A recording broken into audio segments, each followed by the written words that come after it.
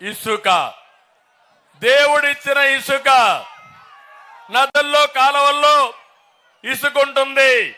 అలాంటి ఇసుకలో కూడా వీళ్ళకి చూస్తే ఎంత అవినీతి పరులంటే ఇసుక నుంచి కూడా తైలం తీసే గొప్ప నాయకులు ఈ వైఎస్ఆర్ కాంగ్రెస్ దొంగలని చెప్పి మీకు తెలియజేస్తున్నా. 5 ఏళ్లు దోపిడీ చేశారు, ఇష్టానుసారంగా చేశారు. భవన నిర్మాణ కార్మికులు మొత్తం నాశనం అయిపోయారు, ఆత్మహత్యలు చేసుకున్నారు.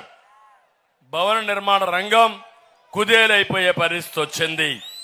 కానీ జగన్మోహన్ రెడ్డి డబ్బుల ఆశ తగ్గలేదు. ఇక్కడ ఇసుక దొరకదు. నేను అడుగుతున్నా, రాప్తాడులో ఇసుక దొరుకుతుందా మీకని అడుగుతున్నా. రాప్తాడులో ఇసుక దొరకదు. కానీ రాప్తాడు ఇసుక బెంగళూరులో దొరుకుతుంది దొంగలు తీసుకుపోయి. దానికి ఎవడ చేస్తున్నా అంటే ఇక్కడ ఉండే ఎమ్మెల్యే తోపు,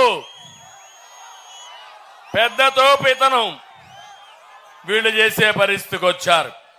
నేను ఇంకో పక్క చిన్న చిన్న కాంట్రాక్టర్లందరూ చనిపోయే ఆత్మహత్యలు చేసుకునే పరిస్థితి వచ్చారు, దివాలా తీసి.